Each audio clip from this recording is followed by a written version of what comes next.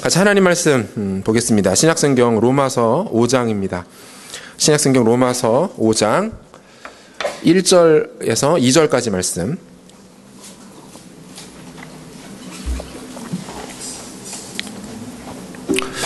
신약성경 로마서 5장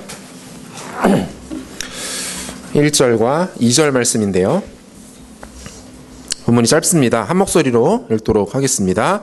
그러므로 우리가 믿음으로 의롭다 하심을 받았으니 우리 주 예수 그리스도로 말미암아 하나님과 화평을 누리자.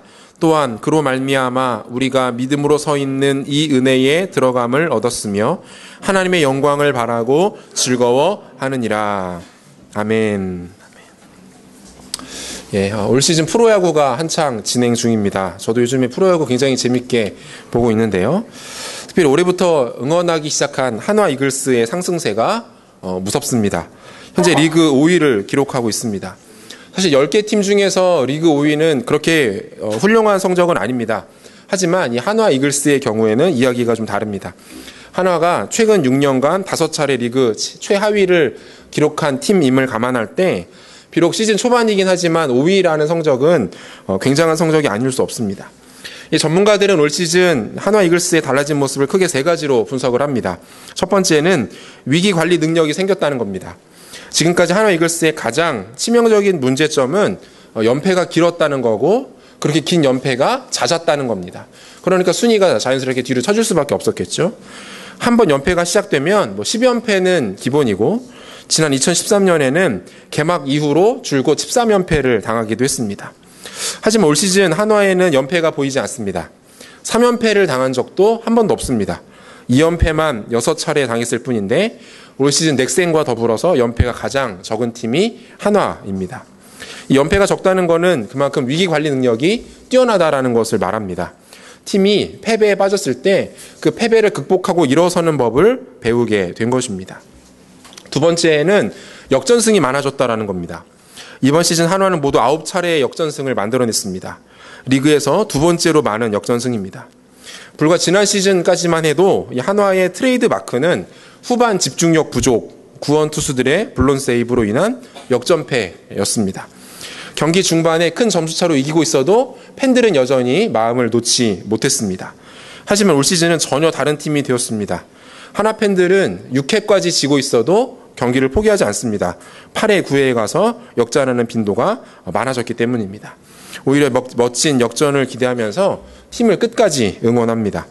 마지막 세 번째는 관중 동원 능력입니다. 연패가 없고 역전승이 많다 보니까 자연스럽게 팬들은 한화 경기에 열광합니다. 지난 5일이었는데요. 대전에서 열렸던 한화와 KT전은 10,000 관중을 기록했습니다. 이것은 대전구장 올 시즌 7번째 10,000 관중이었고 6경기 연속 10,000 관중 동원이었습니다. 이 대전에서는 처음 있는 일이라고 합니다. 6경기가 연속으로 10,000이 된 거는 처음 있는 일이었다고 해요. 만년 꼴찌였던 한화 이글스의 위상이 달라지게 된 것입니다. 작년과는 비교할 수 없는 실력과 관중 동원, 또 볼거리가 풍성한 경기로 수많은 야구 팬들은 무엇보다 저는 한화를 열광적으로 응원하고 있습니다. 이제 한화 이글스의 경기를 다 하이라이트로 다 챙겨봅니다. 전체를 다는 못 보고 하이라이트를 꼭 이렇게 챙겨서 봅니다. 경기를 볼 때마다 제가 그렇게 은혜를 받습니다. 두 가지가 저에게는 큰 은혜와 도전이 되는데 하나는 한 사람의 영향력에 대해서 정말 진지하게 묵상을 하게 됩니다. 작년과 올해 한화 이글스의 가장 큰 변화는 감독이 교체되었다는 거죠. 야신 김성근 감독이 새롭게 부임해왔고 그리고 팀은 완전히 달라졌습니다. 김성근 감독을 이렇게 옆에서는 아니죠. 인터넷으로 이렇게 뵈면서 이분에게 목회란 무엇인가에 대해서 진지하게 좀 배우는 것 같아요. 목회를 이렇게 해야 되는구나. 다양한 통찰들을 요즘 많이 배우고 있습니다. 두 번째는 변화된 공동체 가운데 나타나는 달라진 위상이 무엇인지를 묵상하게 됩니다. 약체, 꼴찌, 재미없는 경기를 하는 팀에서 전혀 다른 팀이 되어버린 것입니다. 공동체의 변화가 만들어내는 영광스러운 능력 이런 것들을 저는 한화 이글스의 경기를 보면서 성경을 보면서 묵상을 해야 되는데 성경도 보지만 야구를 보면서도 같이 좀 묵상을 하게 되는 것 같습니다. 성도와 교회도 마찬가지라고 생각합니다. 한 개인과 공동체의 위상이 달라지기 위해서 반드시 필요한 것이 있습니다. 그것이 무엇입니까? 인생 가운데 찾아오는 결정적인 만남이에요. 우리 인생에서 가장 중요한 것은 바로 누구를 만나는가입니다. 인생 가운데 수많은 만남들이 있지만 가장 최고의 만남은 예수 그리스도를 만나는 것입니다. 한 사람이 인생을 살아가면서 경험할 수 있는 가장 영광스러운 만남, 하나님의 아들 예수를 인격적으로 만나는 겁니다. 그분을 만난 수많은 사람들의 인생은 달라졌습니다. 절망 가운데 있던 자들이 소망을 발견했습니다. 목적이 없어 방황하던 자들 가운데 목표가 생겼고 어떻게 살아가야 할지에 대한 구체적인 길들이 보이기 시작했습니다. 그들의 인생은 놀랍도록 변화되었고 그들의 인생을 통해서 수많은 사람들의 인생 또한 함께 변화되는 것들을 우리는 목격하게 됩니다. 또한 가장 중요한 것, 예수를 만난 사람들은 영원한 생명, 영원한 기쁨을 맛보게 되는 것이죠. 우리들 역시 마찬가지 아닙니까? 예수를 만남으로 인해 우리 안에도 놀라운 변화들이 일어났습니다. 지금도 일어나고 있고 앞으로도 공동체 안에 그리고 우리 개개인 안에 예수 그리스도를 만남으로 인한 변화들은 계속적으로 일어나게 될 것입니다. 하나님을 만나는 인생은 놀라운 변화를 겪게 되는 거죠. 또한 하나님의 은혜가 임하는 공동체는 놀라운 능력을 누리게 됩니다. 신분과 격이 달라지게 되는 겁니다. 전혀 다른 위상을 갖게 되는 거예요. 죄와 사망의 노예로 살던 자들이 그리스도의 영광스러운 은혜 가운데 거하게 됩니다. 죄가 자연스러웠고 오히려 죄를 즐기던 자들이 죄와 싸우기 시작하고 죄를 하나둘 극복하면서 그 죄를 딛고 일어서는 영광스러운 삶을 살아갈 수 있게 됩니다. 세속적인 욕심과 탐욕에 지배되어 노예처럼 살아가던 인생들이 세상의 가치를 뛰어넘어서 하늘의 높은 부르심을 쫓아가게 되고 이 땅 가운데 하나님의 백성으로서의 존귀한 영향력을 발휘하면서 살아가게 되는 것, 그것이 예수를 만난 사람과 하나님의 은혜가 임하는 공동체 가운데 나타나는 변화들이라는 것이죠. 오늘은 이처럼 달라진 삶의 모습들, 한 개인과 공동체가 갖게 되는 달라진 위상을 중심으로 본문을 묵상해 보도록 하겠습니다. 오늘 우리가 함께 나눈 로마서 5장은 4장까지의 내용과는 조금 다른 방식으로 논지가 펼쳐집니다. 우리가 가장 먼저 좀 주목해서 봐야 되는 표현은 1절 초반에 나오는 그러므로라는 접속사입니다. 몇 차례 말씀드렸는데요. 서신서에서 가장 눈여겨보아야 할 것 중에 하나는 그러므로, 따라서와 같은 인과관계 접속사, 그러니까 앞과 뒤의 문장과 논리를 원인과 결과적으로 연결해주는 접속사, 또는 그러나와 같은 역접관계 접속사다라고 말씀을 드렸습니다. 5장 1절이 그러므로라는 이 단어로 시작된다라는 것은 5장이 앞의 내용 1장부터 이 4장까지의 내용 전체를 끌어안고 간다라는 것을 의미하는 것입니다. 우리가 계속해서 살피고 있지만 1장부터 4장까지의 내용은 크게 두 가지로 정리할 수 있습니다. 하나는 악한 자들의 상태를 고발하는 거죠. 죄인들의 모습에 대해서 정확하게 고발하고 지적하는 것이 우리가 여태까지 살폈던 로마서의 주된 내용 중에 하나였습니다. 바울은 이 세상의 모든 사람을 두 분류로 구분합니다. 유대인과 이방인. 그렇죠? 그리고 그들 모두가 하나님 앞에서 철저한 죄인이고 그 누구도 하나님의 진노하심에서부터 빠져나갈 수 없다라는 사실을 굉장히 확정적으로 논증하고 있는 것이 1장부터 4장까지의 중요한 논지 중에 하나입니다. 그리고 한 가지를 더 이야기하죠. 그것이 무엇입니까? 그러한 죄인들이 어떻게 하면 의로우심을 받을 수 있겠는가에 대해서 소개하고 있는 것입니다. 그것은 바로 예수 그리스도였습니다. 인간이 수많은 방법으로 의로워지기 위해서 노력했습니다. 종교, 선행, 철학. 하지만 방법이 발견되지 않아요. 길이 나타나지 않습니다. 인간이 의로워질 수 있는 유일한 방법이 예수 그리스도, 오직 하나님의 은혜로 말미암는 구원이라는 것을 사도 바울은 강조하고 있습니다. 이 두 가지 핵심이에요. 인간이 죄인이라는 것과 그 죄인에게 생명의 유일한 길 예수 그리스도가 소개되는 것, 이것이 1장부터 4장까지가 포함하고 있는 중요한 두 가지 논리라고 볼 수 있습니다. 자, 이 내용 뒤에 그러므로라는 인과관계 접속사가 등장합니다. 그러면 이것은 무엇을 의미하는 것입니까? 앞의 내용이 원인이 되고 뒤의 내용이 결과가 된다라는 것을 말하는 거죠. 앞의 내용과 뒤의 내용이 순서적으로 연결되는 하나의 논리적 흐름 가운데 있다라는 것을 소개하는 중요한 단서가 된다라는 거예요. 바울은 5장에서부터 무엇을 이야기하고자 하는 것입니까? 믿음으로 말미암아 구원받은 사람들이 어떠한 삶을 살아야 하는지, 아니 어떠한 삶을 살 수 있고 어떠한 삶을 살 수밖에 없는지에 대해서 이야기하고자 하는 것입니다.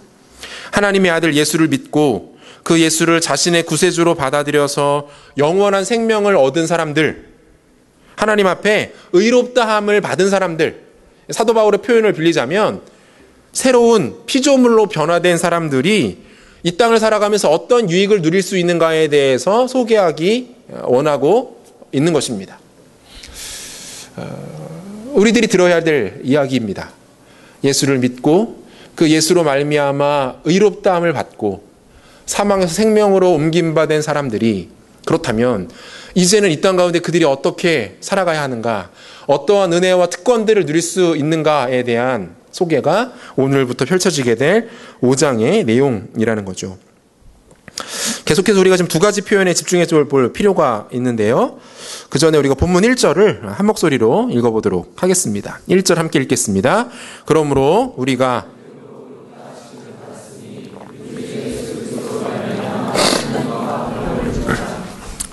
먼저 주목해서 봐야 할 표현은 이 우리라는 1인칭 복수형입니다. 우리. 재밌는 것은 1장에서부터 4장까지 바울은 너희라는 2인칭 표현을 무려 77번, 77회 정도를 사용합니다. 반면에 이 우리라는 표현은 15번밖에 나타나지 않고 있어요. 뭡니까? 1장에서부터 4장에서까지는 바울이 뭘 하고 있는 거예요? 피와 식별을 정확하게 하고 있는 거예요. 너희와 우리, 구원받지 못한 자들과 구원받은 자신의 모습에 대해서 정확하게 분리해서 설명을 하고 있는 것입니다. 그런데 이 5장에 들어서자마자 바울은 우리가, 우리 주라는 1인칭 복수형 표현을 매우 적극적으로 사용하기 시작합니다. 무엇을 말하는 겁니까? 지금 독자를 대하는 바울의 관점이 달라졌다라는 거예요. 로마 교회의 성도들을 대하는 바울의 관점 자체가 전혀 달라지고 있다라는 것을 말하고 있는 겁니다. 그러니까 이전까지는 불특정 다수의 죄인들을 독자로 설정하고 있었어요. 복음이 반드시 필요한 사람들, 꼭 복음을 들어야만 하는 사람들을 향하던 그의 논지가 이미 복음을 들었고 복음 이후의 삶이 어떠해야 하는가를 고민하는 사람들에게로 향하기 시작했다라는 것을 의미합니다. 결과적으로 앞으로 우리가 본격적으로 살피게 될 5장 이후의 내용들은 앞서서 이야기했던 것처럼 구원받은 하나님의 백성들이 어떠한 영광을 누릴 수 있는지, 어떠한 은혜와 어떤 혜택들을 맛보며 살아갈 수 있는지에 대한 강조들이라는 거죠. 이 두 번째는 화평을 누리자라는 표현인데요. 이 화평을 누리자라는 표현을 어떻게 해석할지에 대해서 크게 학자들 간에 두 가지 관점이 있습니다. 하나는 아직 이루지 못한 것을 이루고 누리자라는 권면으로 해석한다는 입장이에요. 화평을 누리자. 아직 화평이 오지 않았어요. 아직 화평이 완전하게 임한 것은 아닙니다. 그래서 우리가 열심히 노력하고 우리가 열심히 하나님의 은혜를 구해서 이 화평을 누리자라고 해석해야 되는 것이 맞다라는 해석이 있고, 또 다른 해석은 이미 이루어지고 완성된 것을 더 정확하고 확실하게 경험하자라는 뜻입니다. 그러니까 더 정확하게 번역을 하면 하나님과 더불어 화평을 누린다라고 번역을 해야 맞다라는 거예요. 단순한 권면이 아니라 완성된 하나의 명제로 해석을 해야 된다라는 것입니다. 1장에서부터 4장까지 인간이 가는 한계와 연약함을 알게 되었습니다. 그리고 다른 길이 아닌 오직 한 길이신 예수 그리스도를 통해서 얻는 구원의 그 영광 가운데 들어가게 된 겁니다. 그러므로 이제는 하나님과 더불어 화평을 누리는 것이 마땅하다라고 보아야 된다라는 관점입니다. 저 역시 두 번째 관점을 지지하는데요. 지금 바울은 무엇을 말하고 있는 겁니까? 구원받은 상태를 전제로 한 그리스도인에게 주어지는 화평이에요. 구원받은 사람들에게 하나님의 평강과 은혜가 어떻게 얼마만큼 주어질 수 있는지에 대해서 우리가 함께 논해보자라고 지금 이야기하고 있는 것이죠. 오늘은 1절과 2절을 우리가 중심으로, 그렇다면 구원받은 자들에게 어떤 하나님의 평화가 임하게 되는지에 대해서 한번 정리해 보도록 하겠습니다. 세 가지로 정리하겠습니다. 첫 번째, 관계가 회복되었다라고 선언하고 있습니다. 관계가 회복되었다. 다른 표현을 빌리자면 전쟁이 끝이 났다는 거예요. 우리가 1절을 다시 한 번만 같이 읽어보도록 하죠. 1절입니다. 그러므로 우리가 믿음으로 의롭다 하심을 받았으니 우리 주 예수 그리스도로 말미암아 하나님과 화평을 누리자, 이렇게 말합니다. 여러분 혹시 로마서 1장과 2장을 좀 기억하십니까? 제가 너무 무리한 요구를 하고 있나요? 1장과 2장. 1장과 2장의 내용들을 우리가 좀 떠올려 본다면 이 본문 1절의 이 표현은 대단한 표현이 아닐 수 없습니다. 한번 확인해 볼까요? 로마서 1장 18절인데요. 하나님의 진노가 불의로 진리를 막는 사람들의 모든 경건하지 않음과 불의에 대하여 하늘로부터 나타나나니 라고 되어 있고요. 2장 5절도 보니까요. 다만 내 고집과 회개하지 아니한 마음을 따라 진노의 날 곧 하나님의 의로우신 심판이 나타나는 그날에 임할 진노를 내게 쌓는도다 라고 말합니다. 여러분 이 두 구절의 핵심은 무엇입니까? 이 두 구절에서 공통적으로 강조되고 있는 한 단어가 등장해요. 그게 뭡니까? 진노예요. 진노. 죄인들을 향한 하나님의 진노. 하나님의 진노를 받아 마땅한 자들에게 쏟아지는 하나님의 진노에 대해서 사도 바울은 로마서 1장과 2장을 통해서 끊임없이 이야기합니다. 그런데 오늘의 본문은 그 진노와는 전혀 다른 개념, 아니지, 사실상의 정반대의 개념을 지금 소개하고 있는 거예요. 진노가 아닙니다. 하나님과의 화평, 하나님으로 인한 평화, 그것을 말하고 있는 거죠. 심판자 되시는 하나님께서 자신의 현 주소와 관계없이 그리스도를 믿는 자들에게 지금 무엇을 선언하고 계시는 것입니까? 평화를 하고 있는 거예요. 그들과 화목하게 지내겠다라고 말씀하시는 겁니다.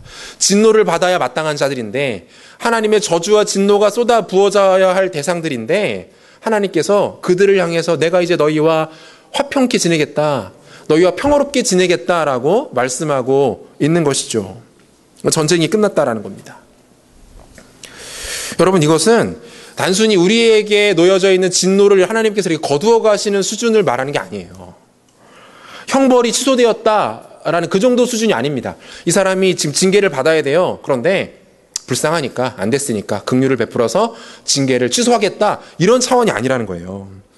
증오와 진노가 사라지고 그 자리에 사랑과 용서와 은혜와 긍휼과 하나님의 선대하심을 채우겠다라고 말씀하는 겁니다. 원점으로 돌아오는 정도가 아니에요. 이만큼 왔었던 그 최악의 관계가 원점을 지나서 평화의 끝으로 나가겠다라는 말씀이에요. 차원이 다른 겁니다. 관계가 완전히 회복되는 것을 말하고 있는 겁니다. 원수와 같았던 관계였어요. 서로 잡아먹지 못해서 으르렁거리고 어떻게 하면 이 사람에게 치명적인 타격을 줄 수 있을까를 늘 고민하던 그 관계에서 어떻게 된 것입니까? 극도의 친밀감과 사랑의 감정으로 옮겨가게 되었다라는 것을 의미하는 것입니다. 이렇게 청년들을 많이 만나보면 간혹 이성교제를 이렇게 하는 청년들 중에서 저에게 와서 자신들은 교제를 하면서 단 한 차례도 싸워본 적이 없다라는 자랑인 듯 자랑 아닌 자랑 같은 이런 말들을 하는 청년들이 이렇게 있었습니다. 저는 그들에게 정말 진지하게 자신 있게 확실하게 항상 이야기해 줍니다. 싸워라. 싸워라. 처절하게 싸워라 라고 말을 합니다. 참지 말라고 말합니다. 너무 참아주지 말아라. 싸워야 된다. 그리고 필요하면은 얘기해라. 이간질 시켜주겠다. 이런 거 잘할 수 있다. 뭐 이렇게 다 얘기를 해요. 저는 아내와 한 7년 정도 연애하면서 정말 처절하게 많이 싸웠습니다. 어떻게 이렇게 싸울 수 있을까 싶을 정도로 자주 싸웠고 치열하게 싸웠습니다. 그때는 너무 힘들었는데 그 다툼을 통해서 정말 많은 것들을 깨닫고 배울 수 있었던 것 같습니다. 지금도 그 배움은 계속되고 있는데, 무엇보다 저는 그 화해의 기쁨, 관계가 회복될 때에 그 주어지는 기쁨과 평안함과 영광스러움과 그 극도의 쾌감이 뭔지를 정말 잘 알고 있어요. 근데 아내가 살던 아파트가 그 복도식 아파트였었는데, 그 아파트 9층 복도에서 그 전쟁이 그치고 관계가 회복될 때 그 감격과 감동은 정말 잊을 수가 없는 거죠. 복도식 아파트이기 때문에 겨울에는 정말 힘들거든요. 싸우고 나면은 이제 화해를 해야 되니까 제가 가죠. 보통이 아니죠. 제가 다 갔는데 가서 얘기를 합니다. 나와라. 이야기하자. 얼굴 보고 이야기하자. 제발 나와줘. 이러면서 이렇게 막 얘기를 막 갑자기 그때 생각이 나면서 제가 이렇게 불쌍해지죠. 갑자기. 구질구질한데 약간. 그러니까 사랑하는 사람들끼리 이렇게 다투거나 심하게 싸우면 순간적으로 어떤 감정들이 생깁니까? 순간적으로 원수처럼 미워하는 관계가 이렇게 생기게 되는 거죠. 물론 저는 안 그랬는데 제 아내는 그랬다고 하더라고요. 저는 늘 사랑하고 이렇게 용서하고 품었는데 제 아내는 원수로 미워지는 마음들이 없지 않았다. 매번 그랬다라고 이렇게 이야기를 했는데, 그러다가 화해를 하는 순간에 그 관계가 회복이 되면서 어떻게 됩니까? 그 신뢰와 사랑이 이전보다 더 깊어지는 것들을 경험하게 된다라는 거예요. 관계가 회복되면서 오히려 관계가 이전보다 더 풍성해지고 가까워지고 친밀하게 되는 것들을 경험하게 된다라는 거죠. 이게 1절에서 화평이라는 단어의 헬러 원어는 에이레네라는 단어입니다. 이 에이레네라는 단어가 구약성경 히브리어에서는 우리에게 익숙한 샬롬이라는 단어로 번역이 되어 있어요. 이 샬롬이라는 단어는 크게 두 가지 의미를 갖는데요. 넓은 의미에서는 온전함, 건전함, 평화라는 의미를 갖고 있고요. 좁은 의미로는 우정, 고요함, 만족, 건강, 부, 안전과 같은 뜻으로 사용이 됩니다. 특별히 이 신약적인 개념에서 이 에이레네, 화평, 평화라는 이 단어는 단순한 그 내적인 상태만을 가리키는 것이 아닙니다. 마음이 평안한 것, 마음 가운데 그런 고요함이 찾아온 것, 그런 것을 의미하는 게 아니에요. 죄로 인한 모든 적대감이 사라진 상태를 말하는 겁니다. 그 죄로 인한 적대감이 가득했던 자리에 사랑과 친밀함이 가득 채워지는 상태를 말하는 겁니다. 하나님의 진노와 저주와 징계가 아닌 긍휼과 사랑과 따뜻함과 풍성함이 부어지는 상태를 말하는 것이 이 에이레네라는 단어, 화평이라는 개념이라는 거예요. 우리가 최근에 살폈던 누가복음 15장을 보면 그 집을 나갔던 아버지의 둘째 아들이 다시 아버지께로 돌아오는 모습이 나타나죠.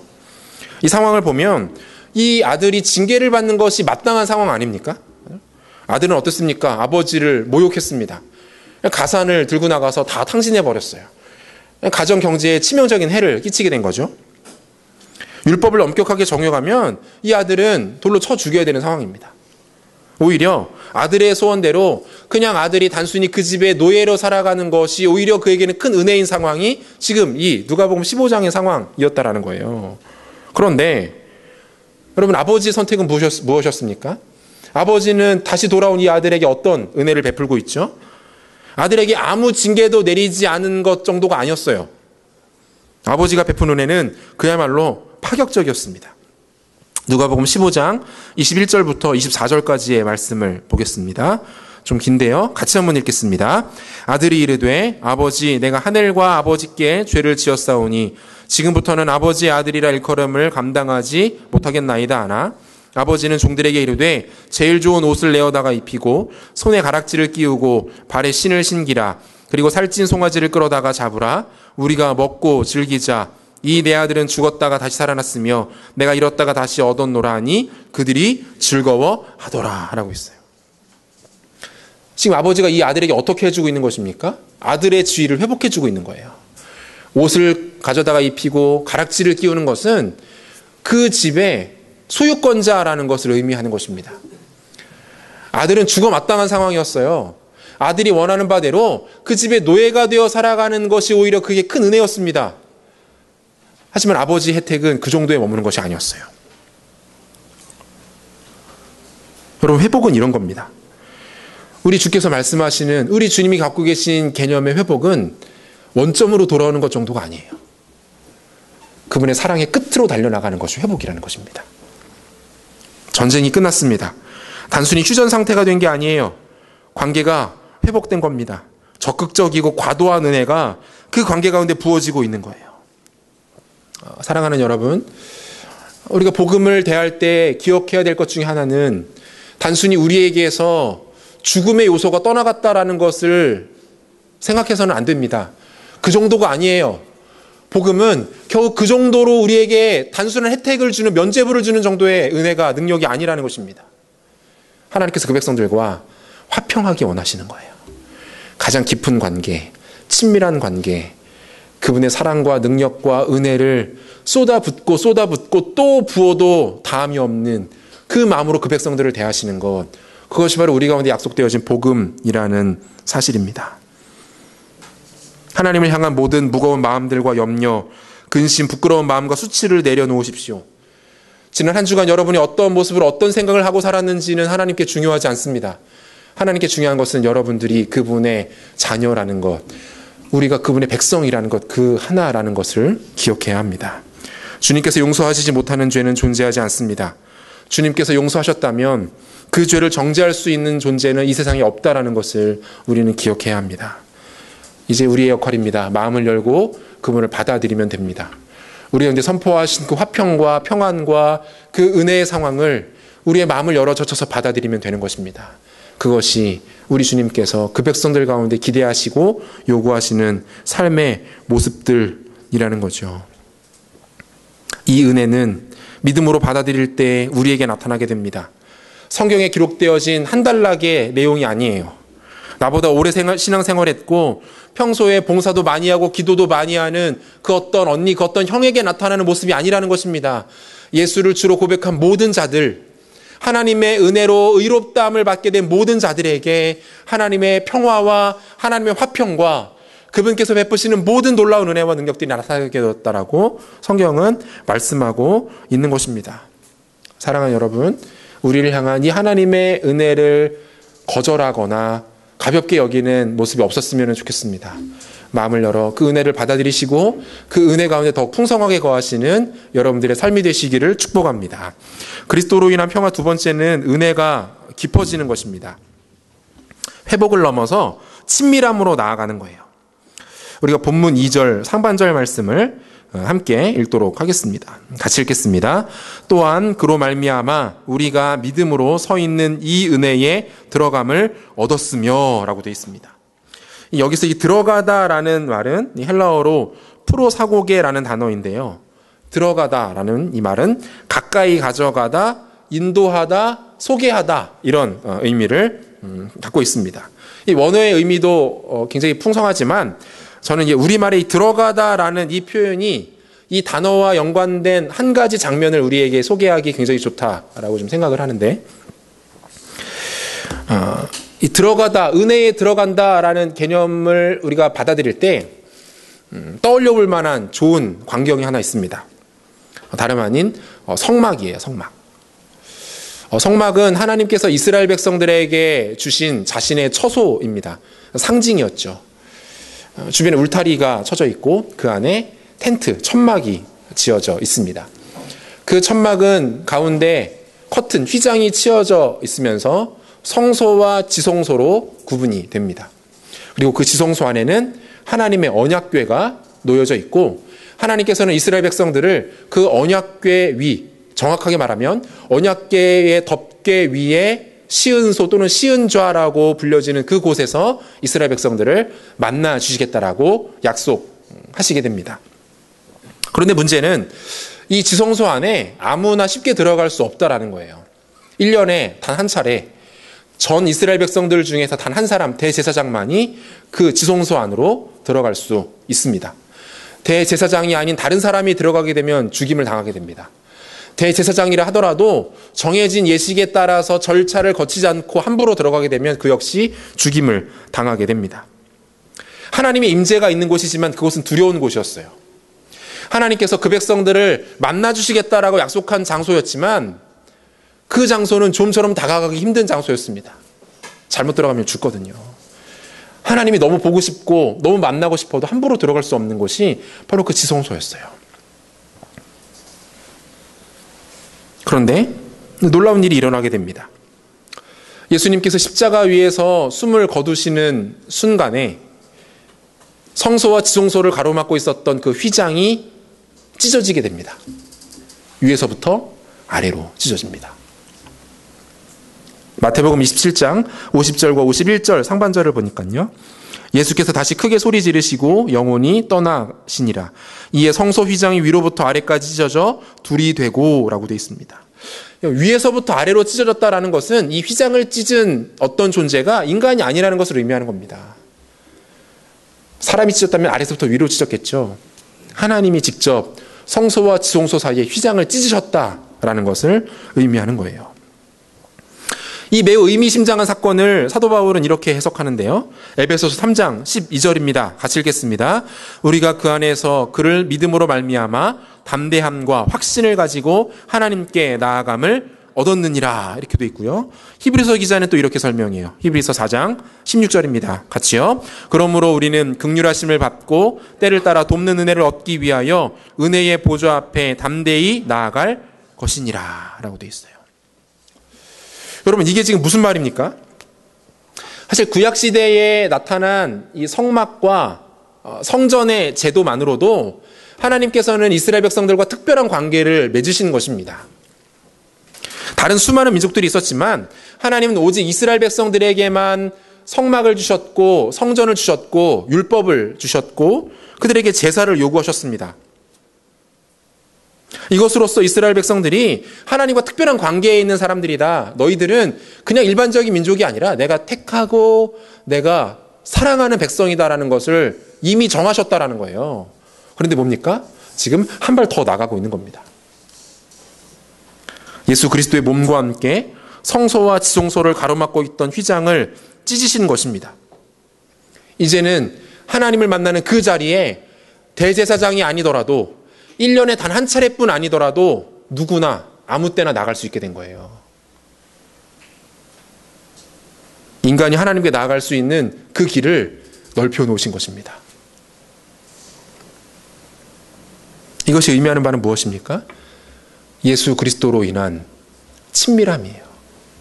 가까이 대하시겠다라는 거예요. 더 가까이 나오는 것을 허락하시겠다라는 거예요. 그리고 그렇게 여겨주시겠다라고 말씀하고 있는 것입니다. 관계가 더 깊어졌다라는 거예요. 이게 별로 좋은 예는 아닌 것 같지만 지난 4월 27일 미국과 일본은 미일 방위 협력 지침을 새롭게 개정했습니다. 이번에 새롭게 개정된 내용에는 미국과 일본 두 국가가 더욱 친밀하고 견고한 동맹 관계임을 확인할 수 있는 여러 가지 내용들이 새롭게 추가가 되었습니다. 가장 대표적인 것은 일본의 군사력이 전 세계적으로 확대될 수 있는 직접적인 계기를 마련하게 됩니다. 이제는 미국이 군사행동을 할 때 일본이 언제든지 참전해서 같이 군사행동을 할 수 있는 공식적인 합법적 절차가 마련된 거죠. 또한 미국이 동아시아에서 중국을 견제하는 수단으로 일본을 파트너로 선택했다는 직접적인 의미를 포함하고 있는 것이기도 합니다. 이 협정이 개정된 이후에 일본의 아베 총리는 기자회견에서 이런 말을 남깁니다. 반세기가 넘는 미일 간의 역사를 새로 쓰게 되었다. 이 말을 통해서 미국과 일본 간의 동맹 관계가 더 견고해지고 깊어졌다라는 것을 전 세계에 알리고 싶었던 거죠. 사실 반세기 전만 해도 미국과 일본은 원수 국가 아니었습니까? 서로 전쟁을 하던 국가였어요. 2차 세계대전에서 미국이 일방적으로 승리를 하면서 사실상 국가 해체 직전까지 갔던 나라가 일본이었습니다. 하지만 일본이 살아남게 되었고 관계 개선을 위한 일본 극우 세력의 끊임없는 노력과 적극적인 시도는 결국 두 나라의 역사상 가장 친밀한 관계, 가장 견고한 동맹 관계라는 결과를 얻게 되었습니다. 일본 입장에서 보면 얼마나 감사한 일입니까? 은혜가 넘치죠. 자기를 멸망시키려고 했었던 나라, 하지만 너무나 강력했던 나라, 그 나라에 붙어서 근근히 살아왔습니다. 성공을 이루었습니다. 하지만 여전히 자신들이 살아남기 위해선 그 관계를 유지할 수밖에 없는 그런 상황이었는데 미국이 손을 잡아준 겁니다. 끊임없이 러브콜을 보내고 손을 내밀던 일본의 손을 미국이 잡아주게 되면서 그 관계가 굉장히 깊어지고 발전되게 되었다는 것을 의미하는 거예요. 뭡니까? 관계가 좋아지면서 다른 혜택들이 생기게 되더라는 것입니다. 다른 혜택들. 마찬가지 아닙니까? 하나님과 인간의 관계가 회복됩니다. 이것은 단순히 원점으로 돌아왔다라는 것이 아님을 말씀드렸습니다. 그것으로 인해서 관계가 친밀해지면서 인간들에게 하나님의 놀라운 은혜와 혜택들이 주어지게 되었다라는 거예요. 우리가 갖고 있는 하나님에 대한 막연한 이미지들이 있습니다. 어떤 사람들은 하나님을 주로 무서운 하나님으로 여깁니다. 엄하신 분, 징계하시는 분, 야단치시고 혼내키시고 채찍질하시는 분, 그런 식으로 인식하는 사람들이 있어요. 제가 옆에서 이제 이런 하나님에 대한 이런 인식을 갖고 있는 사람들을 이렇게 지켜보면서 가장 안타까웠던 것 중에 하나는 뭔지 아십니까? 그렇게 하나님을 두려워하면서도 그러면 죄를 짓지 말아야 되는데 하나님을 두려워하면서 죄는 다 짓습니다. 신기하죠? 엄청난 담대함이에요. 하나님이 무서운 분이라는 걸 모르는 상태로 이렇게 죄를 지으면 하나님을 별로 두려워하지 않는구나 라고 말할 텐데 하나님은 두려워합니다. 너무 무서워해요. 그런데 결정적인 순간에 죄는 다 짓습니다. 그리고 나서 혼자 내가 죄 지었다라는 것을 깨닫는 이후에 또 무서워하기 시작합니다. 하나님 무서운 분인데 어쩌나. 이게 이렇게 반복돼요. 이런 사람들의 특징은 무엇입니까?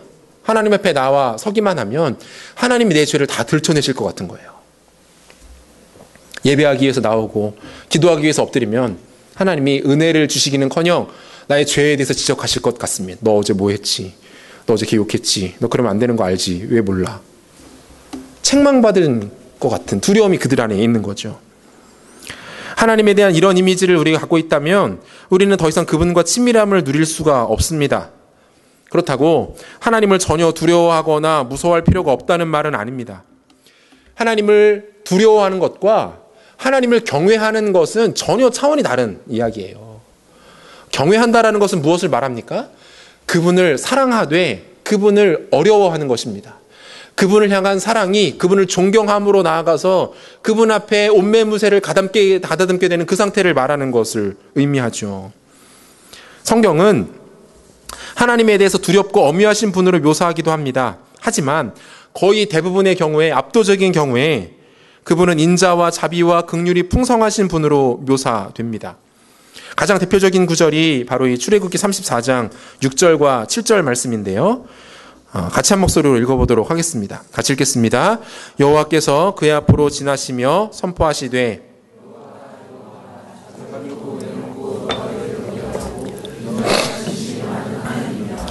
인자를 천대까지 베풀며 악과 과실과 죄를 용서하리라. 그러나 벌을 면제하지는 아니하고 아버지 악행을 자손 3, 4대까지 봉하리라 라고 말씀해요. 그리고 이 비유가 좀 유치한 비유일 수 있는데요. 이게 다른 거 다 치우고 수치만 놓고 보자는 거예요. 수치만 놓고. 차이가 확 납니다. 하나님께서 인자를 베푸시는 것은 언제까지입니까? 천대까지예요. 천대까지. 하지만 죄를 보응하시는 것은 3, 4대에 불과하다라고 말씀합니다. 약 300배 정도 하나님이 자비하시다라는 건데 이게 굉장히 유치한 비유이긴 하지만 우리에게는 가장 이해가 잘 되는 방법인 것 같아요. 하나님 1000대까지 은혜를 베푸시고 3, 4대까지밖에 보응하지 않으시겠다라고 말씀하고 있는 거예요. 그렇다고 하나님의 진노가 받을만 하다거나 그것을 두려워할 필요가 없다라는 것을 말하는 것은 아닙니다. 하나님께서 그 백성들에게 자신을 어떻게 드러내고 계시는 것입니까? 자비롭고 은혜롭고 노하기를 더디하고 인자와 진실이 많으신 분으로 드러내기 원하신다라는 거죠. 제가 몇 차례 소개한 적이 있었는데요. 저와 여러분들이 그다지 좋아하지 않는 반복적인 일상이라는 것이 있습니다. 매일 똑같이 아침 일찍 일어나서 똑같은 하루를 살고 저녁 늦게가 되어서 집에 들어오고 잠을 자고 그 다음날 똑같은 일과가 계속적으로 일주일간 펼쳐지는 반복되는 일상을 우리는 별로 좋아하지 않습니다. 그것을 지루하게 생각합니다. 별 의미가 없다라고 여깁니다. 하지만 그것이 의미하는 바가 뭐라고 했습니까? 예레미야가 3장 22절과 23절 말씀인데요. 같이 읽겠습니다. 여호와의 인자와 긍휼이 무궁하심으로 우리가 진멸되지 아니함이니이다. 이것들이 아침마다 새로우니 주의 성실하심이 크시도 소이다. 사랑하는 여러분, 우리가 매일같이 맞이하는 그 지루하고 뻔한 일상의 결과물은 그것은 무엇의 결과물입니까? 지난 밤에 진멸되어 마땅한 나에게 하나님의 자비와 긍휼과 오래 참으심과 그 인자하심의 풍성함이 나타난 결과, 그것이 여러분들이 매일 아침 맞이하는 그 뻔한 일상이라는 겁니다. 아침에 일어나는 것이 당연한 것입니까? 건강한 몸으로 회사를 가고 회사에서 맡겨진 일을 하고 퇴근해서 집에 돌아오는 그 일상이 우리 가운데 당연한 것입니까? 여러분, 그렇지 않습니다. 매일같이 만나는 우리의 일상은 어젯밤 우리를 향한 하나님의 맹렬한 진노가 그분의 인자와 자비와 긍휼에 의해서 참아졌기 때문에 나타나는 결과물이라는 거예요. 평범하고 특별할 것 없는 하루하루보다 빛나는 은혜는 없습니다. 지루하다고 느껴질 정도로 평범한 한 주 또는 하루를 보냈다면 여러분 감사하셔야 합니다. 주님의 인자와 긍휼로 나를 참으셨군요. 나의 죄에 대해서 즉시 징계하지 않으시고 주님 견뎌주셨군요. 용서하셨군요. 라고 감사할 수 있어야 하는 것입니다. 가정을 꾸리고 나서 자녀들이 하나둘 생기고 나서 하나님 앞에 가장 감사하는 것 중에 하나가 그것입니다. 잠들기 전에 감사가 넘쳐납니다. 하나님, 저를 비롯한 우리 모든 가족들 가운데 아무 일도 없이 오늘 하루가 마무리되는군요. 이 아이들 건강한 모습으로 이렇게 잠들고 있군요. 그거에 대해서는 감사가 있어요. 하나님의 인자와 긍휼을 알고 싶다면 매일같이 반복되는 지루한 우리의 삶을 가만히 들여다보면 됩니다. 거기 하나님의 은혜가 넘쳐나는 거예요. 사랑하는 여러분, 하나님을 더욱 친밀하게 찾고 만나시는 여러분들의 삶이 되시기를 축복합니다. 그분을 친밀하게 경험함을 통해서 부어지는 은혜와 영광들을 누리시고 그것을 통해 하나님과의 그 풍성한 교제를 우리 삶 속에서 온전히 붙드시는 여러분들의 삶이 되시기를 축복합니다. 그리스도인의 평화 마지막 세 번째는 영광에 참여하게 된다는 겁니다. 본문 2절 하반절을 보면요, 하나님의 영광을 바라고 즐거워하느니라 라고 말씀합니다. 하나님의 영광을 바라고 즐거워한다라는 것은 다른 말로 하나님의 영광을 추구하는 삶을 살게 되었다라는 뜻이에요. 우리에게 주어진 인생을 살아갑니다. 하루하루를 살아가고 1년, 2년을 살아갑니다. 우리가 살아가는 목적과 이유와 방향성이 하나님의 영광이 된다라는 것을 의미하는 거예요. 무엇을 위해 사십니까? 하나님께서 내 인생을 통해서 영광 받으시는 것을 꿈꾸며 살아갑니다 라고 대답하는 삶을 살게 될 수 있게 되었다라는 의미이죠. 하나님께서 주시는 희망으로 채워진 확신 가운데 거하게 되는 것입니다. 주님을 만난 사람은 그 관계 가운데 회복이 일어나게 됩니다. 그 관계 회복을 통해서 친밀함을 경험하게 되고 그 친밀함을 누리는 사람들에게 찾아오게 되는 가장 커다란 선물 중에 하나가 바로 이것입니다. 그 사람의 삶의 가치가 하나님의 영광을 위한 것으로 바뀌게 된다는 거예요. 하나님의 영광을 누리고 경험하고 보게 되는 것을 갈망하게 된다라는 것입니다. 여러분, 이처럼 하나님의 영광을 꿈꾸는 사람들에게 나타나는 가장 실존적인 변화들은 무엇입니까? 사명이에요, 사명. 자신의 사명에 대해서 고민하기 시작합니다. 어떻게 살아야 할 것인가? 무엇을 위해서 살아가야 할 것인가에 대한 진지한 고민들이 생겨납니다. 단순히 의식주를 해결하는 수준이 아니에요. 단순히 조금 더 나은 연봉을 얻고 좀 더 안정적인 삶을 살아가는 것에 대한 문제가 아닙니다. 사역을 하거나 선교를 하거나 전문적인 필드에서 자신의 삶을 드리는 것을 말하는 것이 아닙니다. 나에게 맡겨진 영역 속에서 어떻게 하면 하나님의 영광을 드러내고 하나님의 영광을 추구하는 삶을 살 수 있을 것인지에 대한 고민들이 생겨나게 된다라는 거죠. 이사야 선지자가 주님을 만나는 장면은 굉장히 인상적입니다. 이사야 선지자가 성전에 가득한 하나님의 영광을 목격하게 되는데요. 주님께서 높고 영광스러운 보좌에 앉으시고 그분의 옷자락이 성전을 가득하게 채우는 그 영광을 경험하게 됩니다.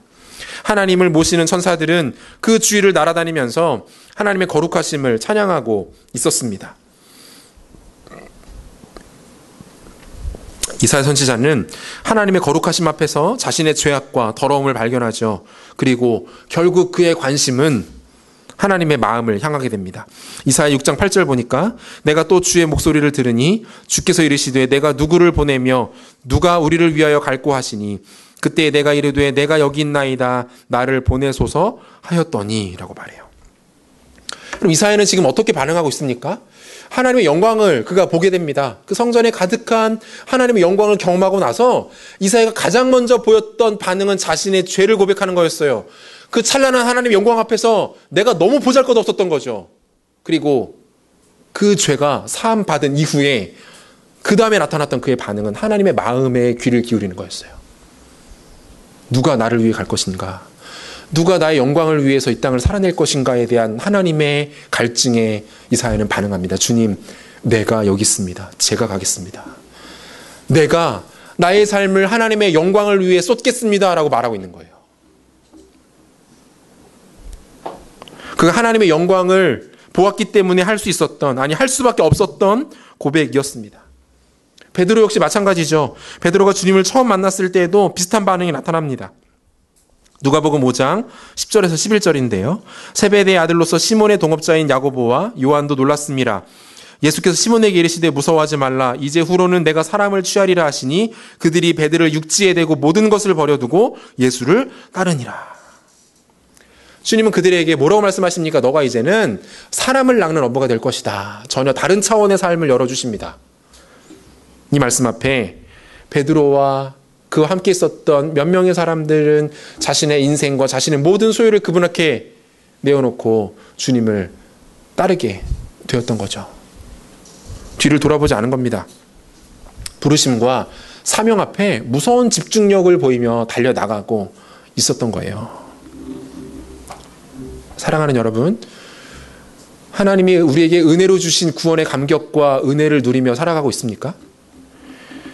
하나님께서 나를 구원하시고 조건 없이 사랑하심에 대한 감사와 감격이 우리 가운데 있습니까? 그렇다면 이제는 한 발 더 나가야 합니다. 하나님의 영광에 참여하는 겁니다. 그 영광이 우리의 삶의 목표가 되는 겁니다. 우리에게 주어진 삶의 영역과 자리에서 어떻게 하면 하나님이 영광 받으실 수 있을까? 어떻게 하면 하나님이 기뻐하실 수 있을까를 꿈꾸고 고민하고 그것들을 기대하면서 살아가는 것입니다. 강조하지 않습니까?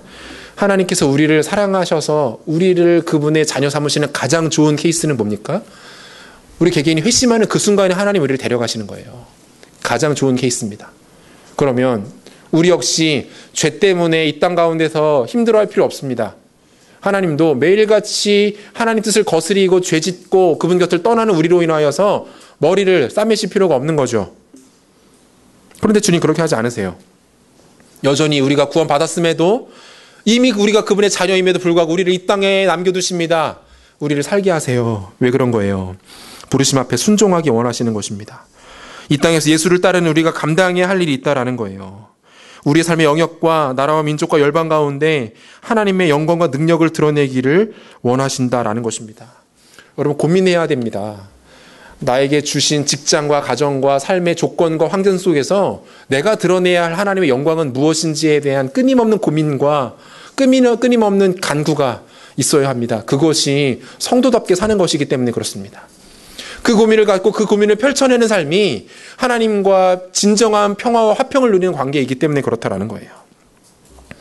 1956년 야만적인 원시 살인족인 에콰도르의 아우카족에게 복음을 전하는 과정에서 순교한 짐 엘리엇 선교사는 그가 순교하기 7년 전 자신의 일기장에 다음과 같은 한 줄의 메모를 남겼습니다. 영원한 것을 얻고자 영원할 수 없는 것을 버리는 자는 바보가 아니다. 영원한 것을 얻고자 영원할 수 없는 것을 버리는 자는 바보가 아니다. 그 무렵 그가 하나님께 늘 자주 드렸던 기도가 있었다고 합니다.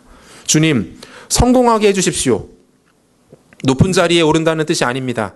저의 삶이 하나님을 아는 가치를 드러내는 전시품이 되게 해주십시오. 짐 엘리엇이라는 사람에게 있어서 성공은 무엇이었습니까? 자신의 삶을 통해서 하나님의 가치가 드러나는 거였어요. 자신이 경제적인 부를 얻고 사회적 지위를 얻고 많은 사람들에게 명성과 인기를 얻는 것 성공 아니었어요. 그에게 성공은 자신의 인생을 통해서 하나님의 가치가 존귀하게 드러나는 것, 이것이 성공이었던 거죠. 1907년 24세 젊은 나이로 한국 땅을 밟은 한 자매가 있었습니다. 그녀의 이름은 루비 캔드릭입니다. 하지만 안타깝게도 그녀는 한국 땅에 온 지 불과 8개월 만에 풍토병으로 꽃다운 인생을 마감하게 됩니다. 그녀는 자신의 죽음을 예감했는지 죽음을 앞두고 이런 말을 남겼습니다.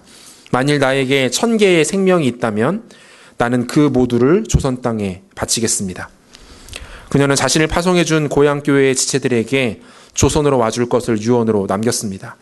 그 후 루비 캔드릭 선교사의 유언을 전해들은 청년들 중 무려 20명이 조선 땅으로 건너와서 이 땅 가운데 복음의 씨를 뿌리게 됩니다. 사랑하는 여러분, 저는 이들이 처음부터 우리와 다른 유전자를 갖고 태어났다거나 특별히 우월한 영적 기질을 갖고 있는 사람들이었다라고 생각하지 않습니다. 그들 역시 죄인이었고 그리스도의 십자가로 말미암아 의롭다함을 받게 되었고 관계가 하나님과의 관계가 회복되었고 하나님과의 친밀함을 누렸던 사람들입니다. 그리고 그들은 하나님의 영광을 본 것입니다. 하나님의 영광이 그들 가운데 나타나게 되니까 다른 것들이 그들에게 중요하지 않았던 거예요. 잠시 고난을 당하는 것, 잠시 어려움에 빠지는 것, 애매하게 오해를 당하고 사람들에게 조금 무시당하고 험난하고 좁은 길을 걸어가는 것, 그들에게 아무런 문제가 되지 않았던 겁니다. 하나님의 영광을 본 자들에게 나타나는 거부할 수 없는 삶의 모습들이었던 거죠. 사랑하는 여러분, 여러분들이 보고 달려가고 있는 것은 무엇입니까? 여러분들의 삶을 움직이게 하는 원동력은 무엇입니까? 여러분들이 꿈꾸고 기대하는 여러분들의 인생의 끝은 무엇입니까? 세상이 만들어낸 것들, 세상에 누군가가 우리에게 주입하는 것들이 아니라 그리스도의 화평이 우리 가운데 만들어준 하나님의 영광이 여러분들의 인생을 사로잡게 되기를 축복합니다. 그것이 구원받은 하나님의 사람들이 이 땅을 살아가는 방식이라는 거예요. 말씀 마무리하려고 합니다. 평화, 화평이라는 개념이 그 어느 때보다 어울리지 않는 하루하루를 살아가고 있습니다. 도처에서 들려오는 소식은 염려와 불안, 경쟁과 갈등에 관한 이야기들 뿐입니다. 그런 우리에게 주님은 화평을 선언하십니다. 평화의 관계를 회복하시겠다라고 말씀하세요. 그로 인한 관계의 회복과 친밀함과 그 친밀함을 맛본 자들이 경험하게 될 하나님의 영광에 사로잡힌 인생을 선물로 주시겠다라고 우리에게 말씀하고 있습니다. 기억하십시오. 우리는 그런 사람들입니다.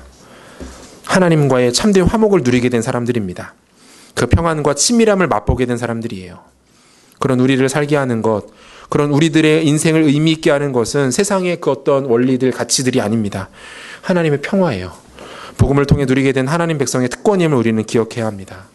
이 시간 바라는 것은 우리를 값없이 의롭다 하신 하나님의 은혜를 다시 한번 회복하시고 그로 인하여 하나님과의 관계가 더욱더 깊어지고 친밀해지고 그 끝에 보이시는 하나님의 영광을 쫓아서 거칠고 험한 풍파와 같은 이 세상 가운데 주와 함께 날아오르며 비상하며 그 영광을 쫓아 우리의 삶을 값지게 드리는 영광스럽고 지혜롭고 존귀한 청년들의 삶이 되시기를 주님의 이름으로 축원합니다.